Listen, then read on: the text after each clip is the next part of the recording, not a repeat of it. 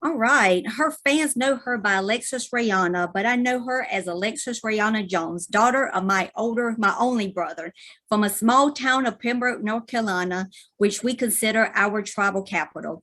She is an enrolled member of the Lumbee tribe of North Carolina and represents our nation as Miss Lumbee. She is the CEO of Alexis Raena LLC, where she offers elite entertainment, makeup artistry, modeling, environmental and Indigenous advocacy education services. Alexis received her Bachelor of Science in Environmental Science from the University of North Carolina at Wilmington. She received a golden ticket on ABC American Idol, a current ambassador for the United States, where she just got back from performing in Washington, D.C., honoring the Native American veterans. She released an award-winning music video highlighting missing murdered Indigenous women, which we will hear her perform live today, as well as watch her video. It is a true honor to introduce my friends and colleagues to my superstar, my niece, Alexis Raena. Welcome. Wow, wow, wow. Thank you so much. Thank you for that awesome introduction, Auntie. So glad to be here. And thank y'all for having me. What I'm about to say may be a little redundant, so excuse me, but hello, Nonotuck. Yes. How does that sound? Nonotuck. Right. Yes. Awesome. So thank y'all for having me. My name's Alexis Raena Jones. My pronouns are she, her, hers, calling in from Wilmington, North Carolina on Waccamaw-Siouan territory. And after saying that, and you may have a thought in your head that said, wait, what Indigenous land am I on? I got a link for y'all. I remember when this came out about 7 years ago and the data was so flawed, but now over time, it has gotten better. So feel free to use that resource that I just dropped in the chat and kind of play around with it and kind of see what tribal territories you all are on and try to implement those into your introduction practices. Yes. So once again, my name is Alexis Jones, calling from Wilmington, North Carolina on Waccamaw-Siouan territory. Like my Aunt Rhonda just said, I'm an enrolled member of the Lumbee tribe of North Carolina, born and raised in the southern swamps of Robeson County, Pembroke to be exact.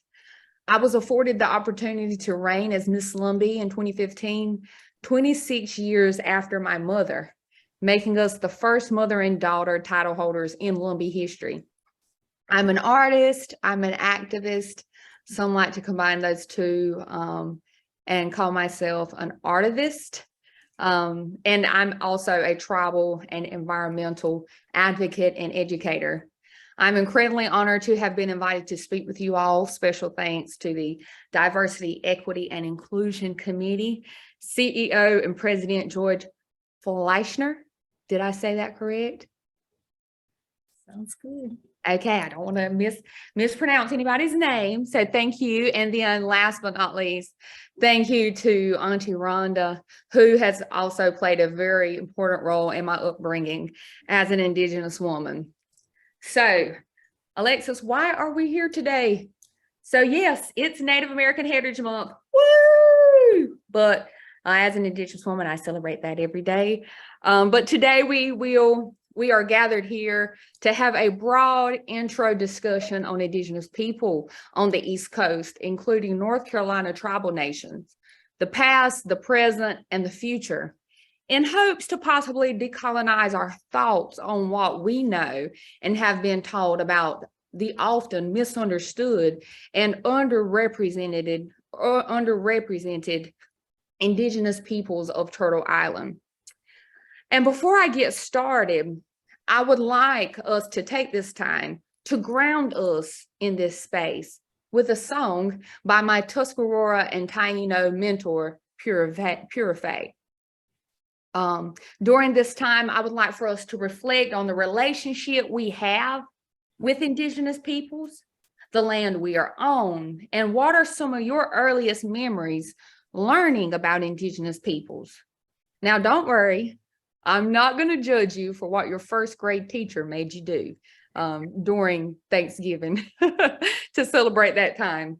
So take a deep breath during this time. Close your eyes if you may, and open your minds and hearts. This may be a refresher for some of you, this conversation that we'll have, and then some of this information may be new for most of you. This song that I'm going to be singing to ground us all is called Humma, aka Grandmother Easter's Lullaby.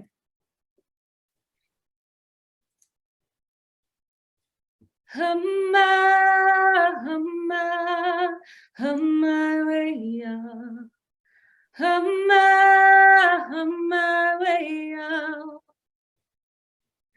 Humma, humma, humma, way up. Humma, way up, way up. Way, yeah, way up, way up. Yeah, humma, way up, way up. Humma, humma, humma, way up.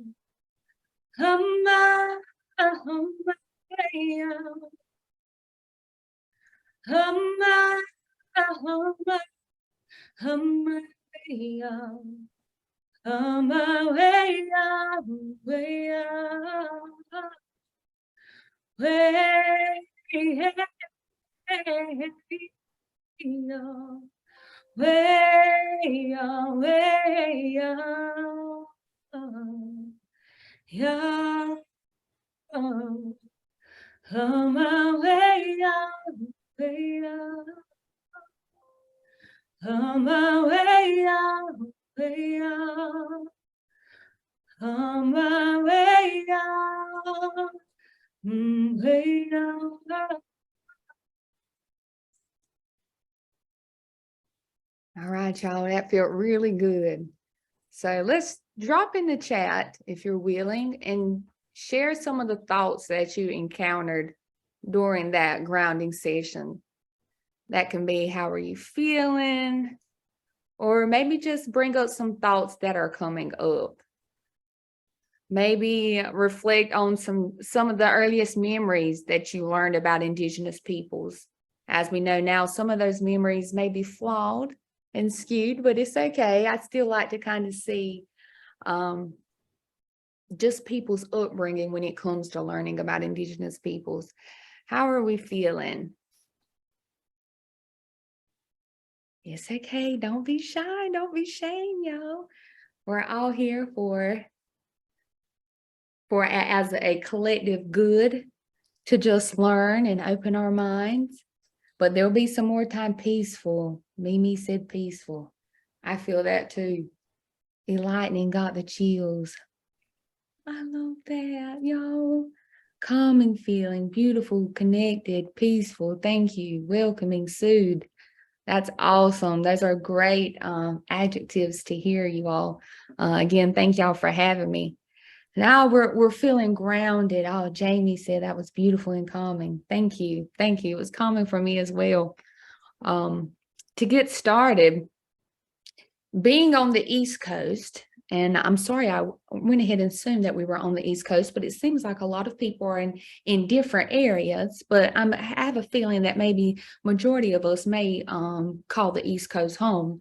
So being on the East Coast, we all know that this was the starting point for colonization.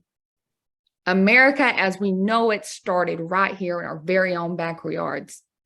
And the imagery that comes up for most people when thinking about Indigenous peoples are teepees, turquoise, Southwestern and Western lifestyles, Cherokee Indian princesses, and our dear friend Pocahontas, which was actually one of the first victims of sex trafficking in America. These stereotypes play a harmful role in the erasure of Indigenous culture, the sexualization of our women, and they continue the fantasies and folklore around Indigenous people. And some are also described as pan-Indian, While teepees are indigenous, that doesn't account for all Native Americans. Teepees were found in the Great Plains, where on the East Coast, we were woodland people living in wigwams and longhouses. Instead of turquoise, we wore wampum and copper, and even used this wampum as currency. So I said wampum, you guys, wampum, wampum. So so when you're at the beach on the East Coast, we go and we see our clams, and some can be found near rivers as well. But we look into our clam shells and we see that purple in those shells, and that's what that is. And it was used as currency, as well as jewelry. So learned a new thing. We got the Southwestern and Western territories, they have their turquoise, but if you see this wampum, you know, that's East Coast, baby, where it all began. Now, obviously, depending on who your colonizer was, is the language that you speak. Some of our relatives in the Southwest and in Mexico speak Spanish due to the Spaniards. And some of our Canadian relatives speak French and have French influence due to their colonizers. And some of our Eastern relatives have Portuguese influence. And alas, my East Coast brothers and sisters, we were influenced by the Queen. And if you can't tell, I'm still learning the Queen's English. The Lumbee dialect is actually studied all around the world. A dialect that reflects survival, assimilation, and a lost language that still comes out from time to time. If you haven't heard my Aunt Rhonda talk, I bet you didn't know yes had 2 syllables, because sometimes when we speak it, we say yes. It's really 1 syllable, but sometimes we make it 2. So yes is how we pronounce it sometimes. So yes, that natural language still comes out from time to time. So when people say, my God, ma'am, are you from England, Louisiana, New Zealand, Australia? I just laugh at times and just tell people I'm Indigenous, I'm Native American, and my people are still working on the Queen's English. You see, by the time our brothers and sisters out West had first contact, Indigenous peoples on the East Coast were opening up universities. By the time, let's just say the Lumbee people at the time opened up the University of North Carolina at Pembroke, which is the nation's first university founded by natives for natives to continue their education. By the time we were opening up universities, that's when our brothers and sisters were having first contact out West. So we've had our fair share of assimilation and genocide almost 200 years earlier than our brothers and sisters in other places of Turtle Island. Now, with that being said, this isn't the Oppression Olympics, but if you ask me, it's simply a miracle and a showcase of pure resilience when I see nations thriving on the East Coast. Waves and waves and waves and waves of genocide, assimilation, historical trauma, and cultural trauma battered, let me say that again, battered these nations and continue to do so, but yet we are still here, living, thriving, and most importantly, surviving. Speaking of genocide, did you know that Hitler studied the practices of Andrew Jackson and the crimes the US government made against Indigenous peoples here in America, ramped them up to the umpteenth degree, and sadly spewed his hate amongst the Jewish community? Deep down, while never visiting Auschwitz, the trauma still lives within our DNA. North Carolina has a very interesting present, past, and future when it comes to Indigenous peoples. Actually, North Carolina did have the highest Indigenous population on the East Coast, but within the past year or so, New York came up behind us and beat us. So all you New Yorkians out there, we're coming for you. But North Carolina has the largest population, Indigenous population east of the Mississippi. My tribe, the Lumbee, is the largest tribe east of the Mississippi and the 9th largest in the nation with about 60,000 strong. we have 8 state recognized tribes. And actually, I'm going to share my screen for 2 seconds if I can, just to show you this little map, if I can make sure that all of my embarrassing tabs have been closed. That being said, they have. Now you all cannot judge me. And now I can share my screen. So, with that being said, North Carolina is rich with indigenous culture. So let's go through this material. Oops. So we have 8 state recognized tribes. We have the Coharie out in Harnett and Sampson County. We have the Eastern Band of Cherokee Indians, which is the only federally recognized tribe in North Carolina. We have the Hallawasaponi, we have the Lumbee, we have the Meherrin Nation, Occaneechi Band of Saponi Nation, Saponi, and Waccamaw-Siouan. We also have some urban Indian organizations as well, such as the Cumberland County Association for Indian People, the Guilford Native American Association, the Metrolina, as well as the Triangle. We also have some other representation that is not necessarily identified by the state, but we also have the Tuscarora of Robeson County. And that story within itself is very complex, like most Indigenous issues. So I will just stop sharing my screen. Just wanted to share that information with you all about North Carolina. So like I said, the Eastern Band of Cherokee Indians are the only federally recognized tribe in North Carolina. With that being said, we like to call ourselves the original Southerners. So the original Southerners, or the tribes, were impacted severely by the Jim Crow South. Genocide came in different ways, and it was paper genocide that muddied the waters for a great deal of Southern tribal identities. Some people were only given the option of black and white when it came to documentation such as birth certificates. Some tribal nations, including the Lumbee, were visited by the BIA in the early 60s and 50s and went through a series of tests that measured, get this y'all, that measured their forehead, that measured the width of their nose.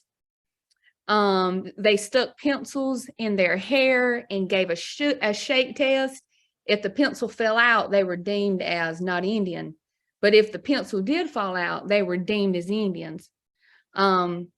Now, while this does seem absolutely crazy, can you believe that some brothers and sisters, when it came to brothers and sisters and families, one sibling was deemed Indian and one sibling was deemed not Indian? Now, what kind of sense does that make?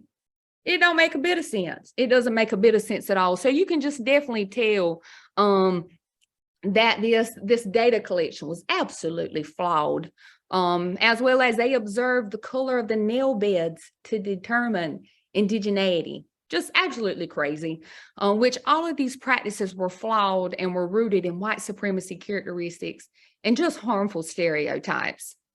There have been some confusion around a great deal of Southern tribes like the Lumbee, but there has been several quotes that I just find absolutely spot on that keep coming up around the Lumbee identity and Jim Crow South. And I think one of them basically was saying, you have Southeast tribes that are fighting for federal recognition. So the only way you want us to prove our indigeneity is something along the lines by, you want us to prove that we're Indian with the very things that you prevented us from having, like documentation and language. The Lumbee is still bounded by the Jim Crow South when it comes to federal recognition. There's 2 things. So a lot of tribes went through what the Lumbee went through back in the 50s. So back in the 1950s, the Lumbee people come forth before the government for federal for federal recognition, as well as a lot of other tribes. And the government said, okay, we're going to give y'all Southeast Indians federal recognition. And mind you, I say Indians very informally. So please talk to me afterwards if you feel like it is, if you want to know if it's inappropriate or appropriate for you to say. But for me, I'm going to use that because I use it in my community. But the federal government said, we're going to give you Southeast Indians federal recognition, but we're not going to give you the monetary benefits, the financial benefits of that. Ever since then, the United States has removed those laws from a lot of state recognized tribes. And it is only the Lumbee who still stands as that is not federally recognized by the federal government. Although we just still don't have that financial component. So there's a lot of things which the Jim Crow South played a big part in our role of federal recognition. And we also have another thing that keeps us from federal recognition. It's not the lack of proof when it comes to our identity. It is simply politics. And sadly, Custer too had his scouts. And we have some indigenous governments that have a great deal of money. And we all know they're putting their money behind their lobbyists, and it is preventing us from reaching full federal recognition. So as I continue, I'm going to wrap this up. I'm going to give a trigger warning. Some of the conversations that I'm about to have may include language that may trigger some people on the call. To wrap up our conversation, I'd like to say that Indigenous people have always been on the front line when it comes to the environmental movement. And like we discussed, genocide continues in several ways. And another way is environmental injustices. Our water is at risk, our air is at risk. And while we scream land back, that can mean a few different things. Land back can physically mean physically take the land back and return them back to Indigenous peoples and stewards of the land. But it also can mean that even as non-Indigenous people, we can reconnect ourselves to the land and its original stewards. So find that connection back to the land and really connect ourselves. It has been proven that as we degrade our land, as we degrade Turtle Island through extractive industries and harmful practices, that we are also degrading our women, especially on the East Coast. Prior to colonial contact, that we were a civilization that was founded off of a matrilineal society.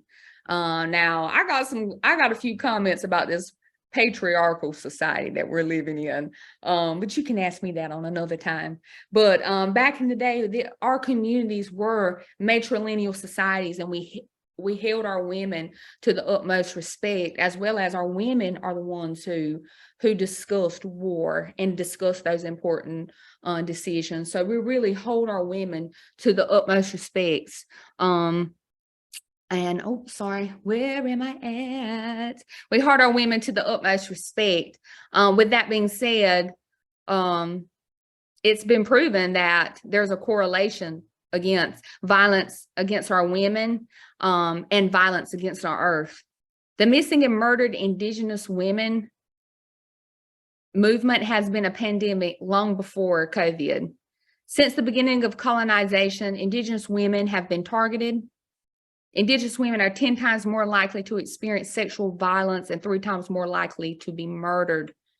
It's not a Canadian specific, it's not federal recognized tribal specific, it's not Southwestern specific. If you are Indigenous, like my song says, this crimson dress is torn and it's something I've been born into. We are born into this statistic, but I don't plan to be one. I'm going to end this program or this short little conversation by singing my debut single, whose music video won Lumbee Film of the Year. Keep My Memories dedicated to missing and murdered Indigenous women. And may this song be some type of healing for you It's my understanding that you all have gained some type of insight around the issue of missing and murdered Indigenous women. If you would like to further your research, trigger warning. With that being said, I just please give yourself time after researching this topic to kind of decompress your thoughts and feelings and take some type of form of self-care, because it is truly tragic. So may this song be some type of healing for you. During this song, think about the ones who are no longer with us, and think about the ones who we are waiting for their return. Thank you all for having me. With that being said, go now. Can't be knocked down. Rise up now, up high, oh Lord. My allies and Indigenous brothers and sisters and auntie, this is Keep My Memory.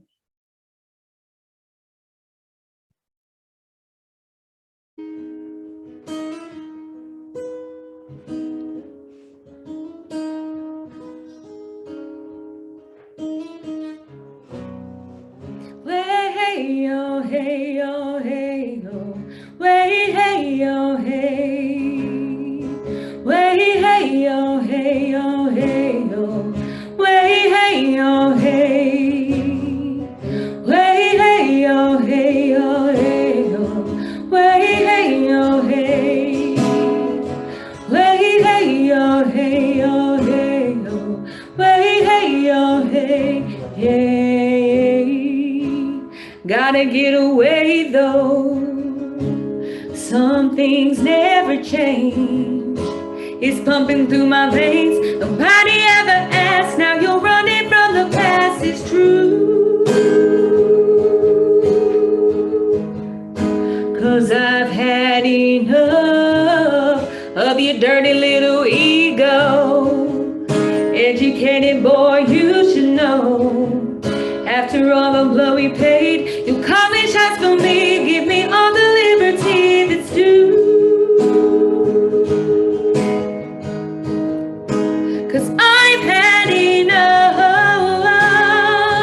just set me free and keep my memory. Go now, can't be knocked down, rise up now, up high, Lord, go now, can't be knocked down, rise up now, up high, Lord, go now, can't be knocked down, rise up now, up high, Lord, go now, can't be knocked down, rise up now, up high, Lord.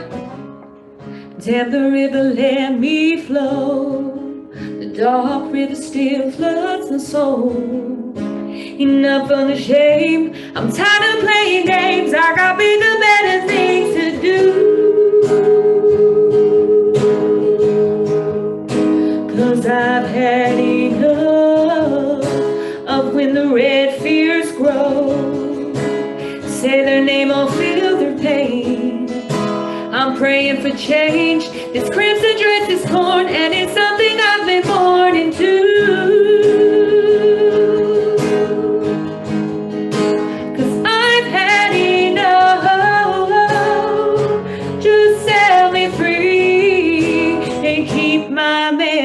Go now, can't be knocked down, rise up now, up high, Lord, go now, can't be knocked down, rise up now, up high, Lord, go now, can't be knocked down, rise up now, up high, oh Lord, yeah. See, keep my memory, my pride, my power, my will, give me liberty, the strength in my heart I feel, keep my memory, my pride, my power, my will, give me liberty, the strength in my heart I feel.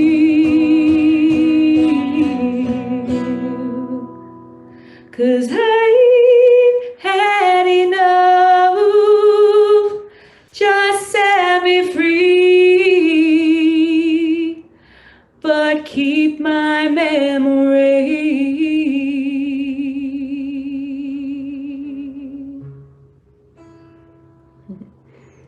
Thank you so much. That was Keep My Memory, played by my dear friend, Mr. Tyreek. Hey! So thank y'all so much for the opportunity. I'm sorry I probably went over, but if you all have any questions, I would try my best to answer them if we have time. If not, my Aunt Rhonda, thank y'all, so many nice comments. Miss Rhonda Jones-Toby has my information if you would like to connect offline or have me come back. I would love to come back. Thank y'all so much, and thank y'all for creating a space to learn more about Indigenous culture here in Turtle Island. Thank you.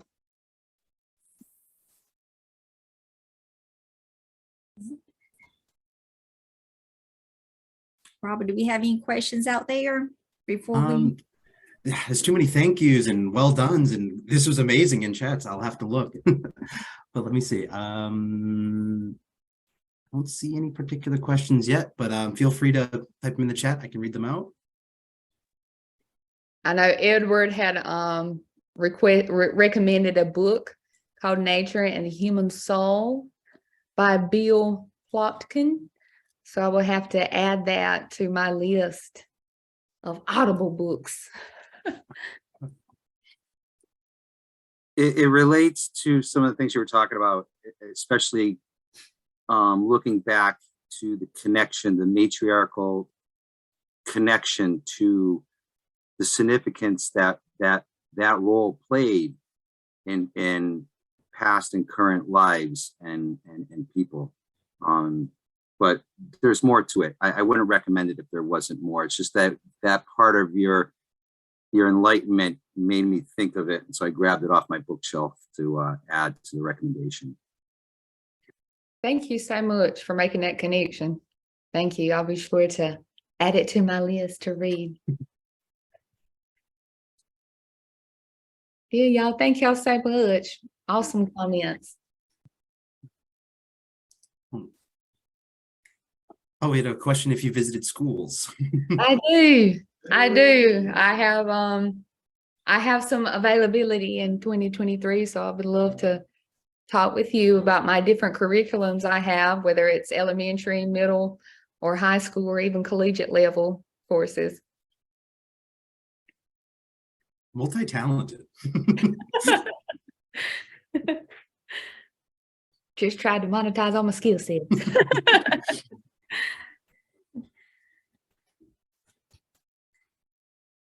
Well, Alexis, I don't want to hold you up from your busy schedule today. I thank you so much for taking time to speak to our Nonotuck team and our colleagues out here. And happy. Thank you, Nonotuck team, and continue to invest in your diversity, equity, and inclusion work. DEI work is very important in the workplace. So keep it up. And remember, there's an I in BIPOC, and that I is Indigenous. So, yes.